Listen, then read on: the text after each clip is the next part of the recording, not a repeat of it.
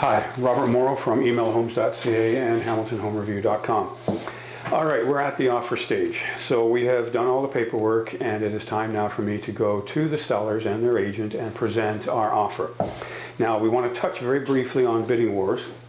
If we have done, as we said in the previous video, we're not the only ones looking at this house, and we're told that there are 3 offers coming in, and ours is one of them. Then we need to sit down and have a discussion, because if you are emotionally attached to this house and you absolutely want it, in a bidding war you are going to pay more than you normally would. That doesn't mean you're going to pay too much necessarily, but it does mean that you're not getting any kind of a deal because you're now competing with other people. Usually what happens is I have a fair idea of how high you need to go based on how many offers are coming in, where those offers are coming from, and what type of house it is, if it's really worth that.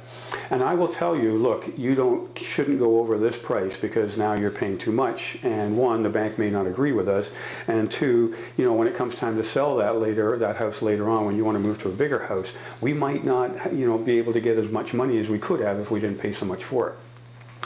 If you're not emotionally attached to the house and it's just, it's one that we're satisfied with, but we could keep on looking, then my suggestion in a bidding war is that we just walk away. Or we pick a number that we're happy with, make the offer, and if we lose, we don't really care.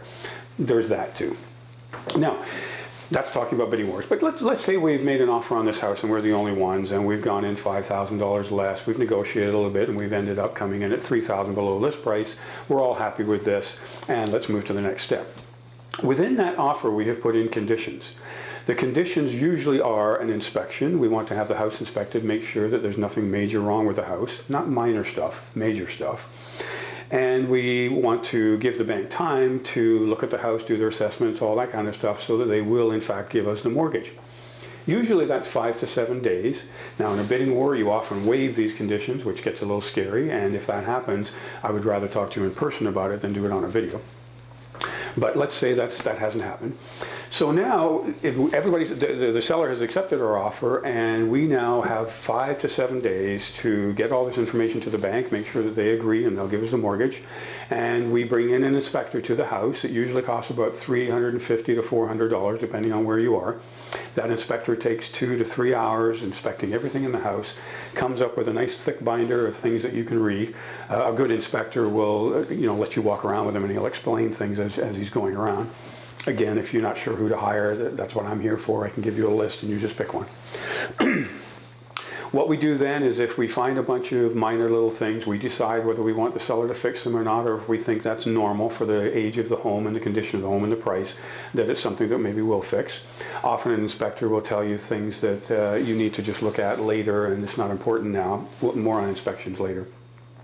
But at the end of the 5 to 7 days, we sign one final piece of paper that waives the conditions, meaning that we're happy with the house and the bank is going to give us the mortgage. The house is now ours officially. The sold sign goes up outside, and we now sit and wait until the closing date, which sometimes might be 3 months from now.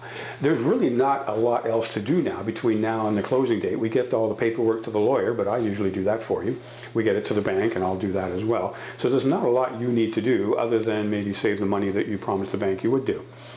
Closing date is when you actually move in, and we'll get into that in the next video. But before we do that, I wanted to have a little bit brief discussion about inspections.